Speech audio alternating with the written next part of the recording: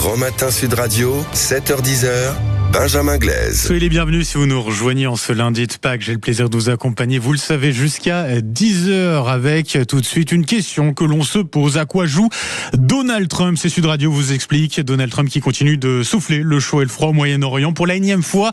Après avoir promis l'enfer à l'Iran, eh bien, le président américain a décidé de repousser son ultimatum. Celui-ci devait s'achever ce soir. Finalement, ce sera pour demain, 20h. Bonjour, Général François Chauvency. Bonjour. Et un grand merci d'être avec nous sur Sud Radio ce matin pour nous aider à comprendre tout cela, ce qui se joue en ce moment, puisque c'est peut-être un moment clé dans cette guerre au Moyen-Orient. Vous êtes, je le précise, consultant géopolitique. Donald Trump qui continue en tout cas de brouiller les cartes avec donc un ultimatum qui a été une nouvelle fois repoussé. Comment expliquer ces reports à répétition? Est-ce qu'il a encore la main finalement sur ce conflit, Donald Trump? Manifestement, Donald Trump n'a pas la main sur le conflit dans la mesure où les Iraniens ne cèdent pas. S'il y avait des ouvertures par des négociations, par des paroles d'ailleurs moins extrémistes aussi du côté iranien, peut-être que Donald Trump se calmerait un petit peu, j'ai dit simplement. Donc on est bien dans une situation où Donald Trump n'a pas forcément la main, dans la mesure où il n'est pas capable d'imposer sa volonté aux Iraniens, qui eux, ils sont dans l'affrontement complètement des volontés. Ils veulent garder le pouvoir, ils veulent marquer, je dirais, l'influence des États-Unis, et puis ils jouent sur le registre aussi communicationnel. C'est ce qu'on entend tous les jours. Donc, effectivement, Donald Trump pose problème dans sa stratégie, puisqu'en fait, on ne sait pas très bien où il va. On ne sait pas très bien où il va, et c'est vrai que on a du mal à y voir clair dans ses objectifs de guerre. Il ne les a jamais vraiment précisés, indiqués. C'est quoi aujourd'hui ces objectifs de guerre à Donald Trump? Est-ce qu'on arrive à y voir clair là-dessus? Alors, on peut y voir clair dans la mesure où on va interpréter ce qu'il pourrait faire et non pas ce qu'il veut vraiment faire. C'est ça le problème. Donc, dans les hypothèses vraisemblables, je dis bien vraisemblables, il y a certainement, sans aucun doute, la dimension nucléaire, militaire de l'Iran, où il faut récupérer ces 440 kilos d'uranium enrichi, qui sont effectivement, je pense, l'objectif principal, s'il y en avait un de principal. Le deuxième, est-ce qu'on peut croire que il veut le changement de régime? On a bien compris qu'aujourd'hui, il n'en était pas capable et que de toute façon, c'était pas l'objectif premier. Et puis le troisième objectif, mais qui est plutôt en filigrane, mais qui correspond plutôt à sa politique intérieure, et puis aussi à l'économie mondiale, il voudrait que l'économie redémarre normalement.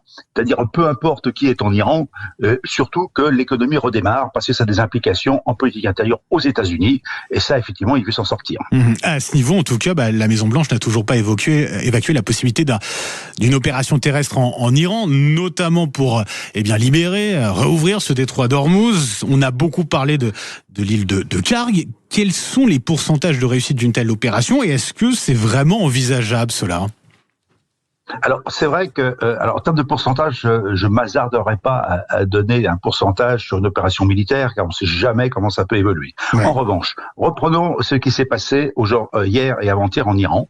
Nous avons quand même une force américaine extrêmement puissante qui s'est déployée à 50 km au sud-ouest d'Ispahan, donc à plusieurs centaines de kilomètres du golfe arabo-persique.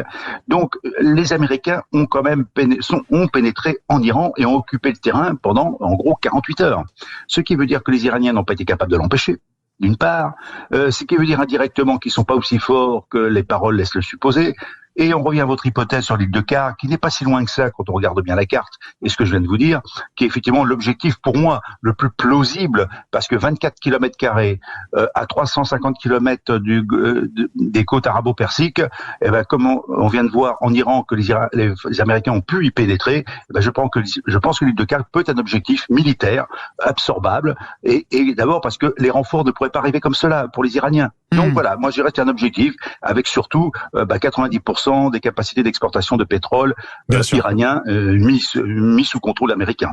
Donc quand Emmanuel Macron dit lui que toute opération militaire visant à libérer le détroit d'Ormuz est irréaliste sans concertation véritable avec l'Iran, il se trompe selon vous ? Non, il ne se trompe pas. Je dirais que c'est une vision pragmatique. Moi, je m'étonne toujours qu'au bout de 47 ans de menaces sur le détroit d'Ormuz, il n'y ait jamais eu de plan d'opération, notamment américain, pour s'emparer du détroit d'Ormuz d'une manière militaire. Et c'est pas maintenant que ça va se déclencher, puisque ça aurait été fait autrement. Et on aurait bien vu les forces américaines se mettre en place. Donc, effectivement, le président Macron, finalement, évoque une négociation d'une certaine mesure. Mais moi, je réagirais d'une autre manière. Peut-être peut-on accepter que l'Iran mette la main sur le détroit d'Ormuz alors qu'il n'a aucune légitimité pour le faire et encore moins de légalité. Une partie de ce détroit d'Ormuz appartient à Oman et une partie est internationale et une autre partie est à l'Iran. Bon, voilà. Donc il y a un vrai sujet international. Fin de l'ultimatum, en tout cas demain soir. Avant cela, Donald Trump va prendre la parole aujourd'hui. Une conférence de presse dans le bureau Oval. Il doit revenir sur cette opération de sauvetage assez spectaculaire qui a permis d'évacuer le pilote américain dont le F-15 s'était écrasé en Iran.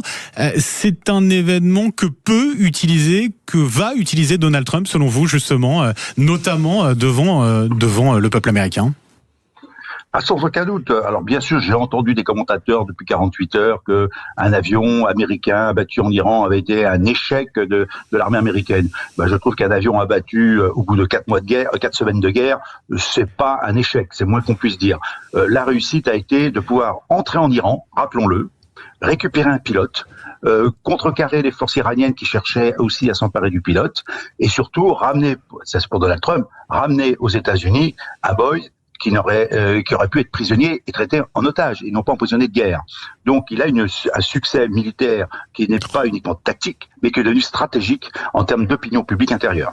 Et pourtant, il n'arrive toujours pas. Enfin, les défenses iraniennes sont toujours là et font encore des dégâts. Comment ça se fait avec la force de frappe américaine et avec ce que dit et les menaces de Donald Trump? Les États-Unis n'arrivent pas finalement à faire plier totalement, en tout cas, l'Iran et le régime.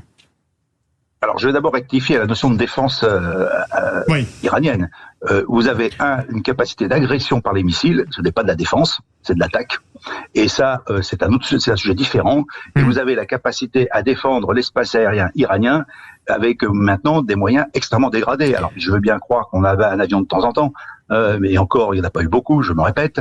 En fait, l'espace aérien iranien est complètement ouvert. Alors, bien sûr, il peut encore avoir des défenses anti-aériennes, mais très peu, on le voit bien, hein. Les bombardements ont lieu tous les jours. Et puis, après, cette capacité de destruction à distance par des missiles et des drones, qui est une réalité. Voilà. Alors, je vous rappellerai simplement en 1990-91, je ne vais pas faire l'ancien combattant, mais les missiles Scud, qui n'étaient pas si perfectionnés que ça du côté irakien, la difficulté qu'ont eu les Israéliens et surtout les Américains à l'époque de les détruire, parce que ce sont des lanceurs mobiles qui se déplacent donc sur le terrain et qui peuvent tirer en rapidement. Et aujourd'hui, les Iraniens se sont préparés à ce type de guerre. Ils ont des grottes, ils ont des systèmes de camouflage.